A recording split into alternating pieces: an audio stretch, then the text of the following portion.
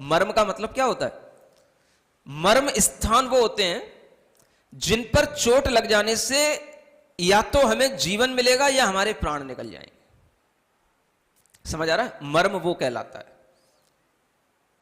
जैसे आपके हृदय का स्थान, आपकी आंखें, आपके ये दोनों भुगटियों के बीच का स्थान, मस्तिष्क में कुछ ऐसे पॉइंट होते हैं कि वहां पर अगर कोई किसी भी तरीके का कोई भी अटैक हो गया, तुरंत आपके प्राण निकल जाएंगे। और अगर वहां पर आप ढंग से उस पॉइंट को दबाओगे तो आपके अंदर एनर्जी आएगी। ये मर्म स्थान इसका नाम है। धर्म का मर्म जानने के लिए भी हमें यही समझना पड़ेगा कि मर्म वही होता है जो हमें भीतर से, हमारे अंदर एक जो चीज बन चुकी है उसको हटाएगा, फिर दूसरी चीज आएगी तो उसमें हमें पीड़ा होगी, हम उसको सहन भी करेंगे, तभी हम समझेंगे कि अब ये भीतर से धर्म बन रहा है, धर्म का ये मर्म अब हमारे अंदर आ रहा है। मर्म माने उसकी आंतरिक स्थिति है, आंतरिक भाव है। अगर हमने स्वीकार कर लिया, गुरु ने कहा है रात में भोजन नहीं करना, आप जानते हो इतनी स्वीकारता से क्या हो जाएगा?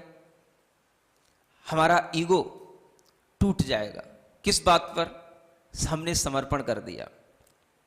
हमने कोई चीज को स्वीकार किया है अगर हृदय से, तो वो तभी संभव है जब हमने उसको समर्पण किया होगा, उस गुण के लिए और उस गुणवान व्यक्ति के लिए। रात्रि में भोजन नहीं करना ये क्वालिटी हो गई, ये गुण हो गया, और जिसने कहा है वो गुणवान व्यक्ति है। अगर हमने दोनों की बात मानी और दोनों चीजों को माना तो यही हमारे अंदर के समर्पण भाव से संभव है। और अगर हमारे अंदर इस तरीके की अकड़ होगी, पहले बताओ रात में भोजन क्यों नहीं करना चाहिए, हमें समझाओ। समझ में आ रहा है? तो आपको समझाने में तो 8 दिन भी निकल जाएंगे, तब भी आप समझ पाए ना समझ पाए, पूरा 10 लक्षण पूरा हो जाएगा।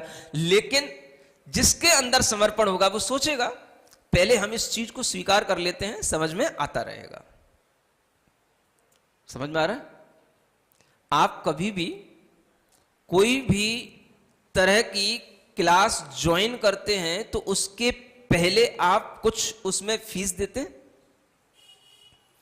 कुछ उसमें अपना एग्रीमेंट देते हैं कि मैं 1 साल इसी स्कूल की इसी क्लास में पढ़ूंगा, इसके अलावा मैं कहीं नहीं जाऊंगा, अभी क्लास शुरू नहीं हुई है उससे पहले मैं इतना पेमेंट भी दे रहा हूं। कर रहे हो? समझ में क्या आएगा? क्लास में क्या होगा, क्या पढ़ाया जाएगा? वहां पर आर्गुमेंट नहीं होता।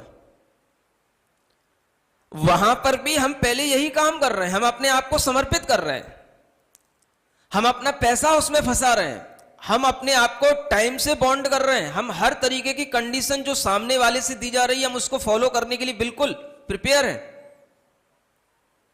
और उसके बाद में अब 1 साल जो हो सो हो, पढ़ाने वाला टीचर पढ़ाए ना पढ़ाए, तुमको मारे, तुमसे कुछ भी गलत बोले, कुछ भी करे, तुम्हें सब सहन करना पड़ेगा, क्योंकि तुमने 1 साल के लिए बाउंड कर लिया अपने आप को। पहले समर्पण किया ना, तब कुछ सीखने को मिलेगा। वही चीज यहां है, कुछ अलग से क्या है?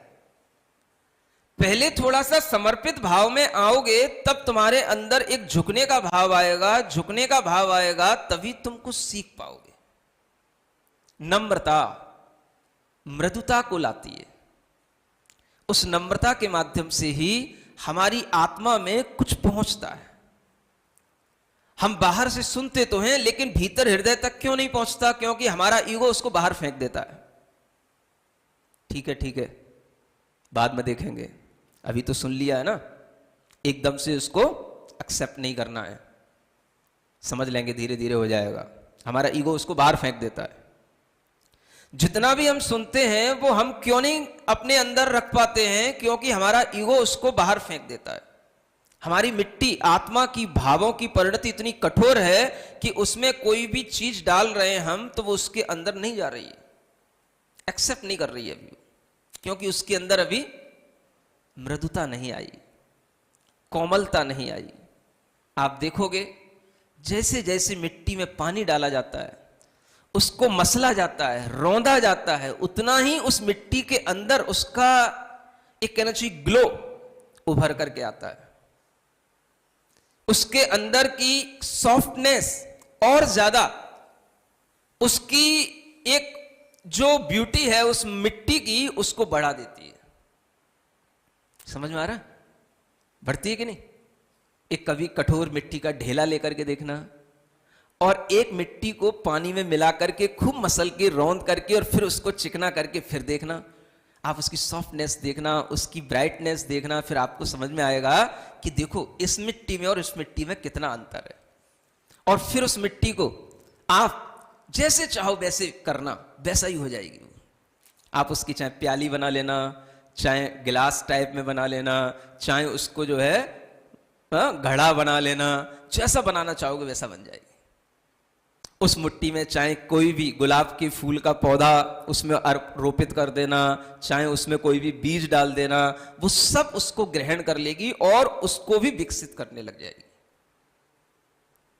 ये कब संभव है? जब हमारे अंदर क्या आने लग जाए? क्या आने लग जाए? नम्रता, मृदुता। ये दोनों चीजें एक ही हैं।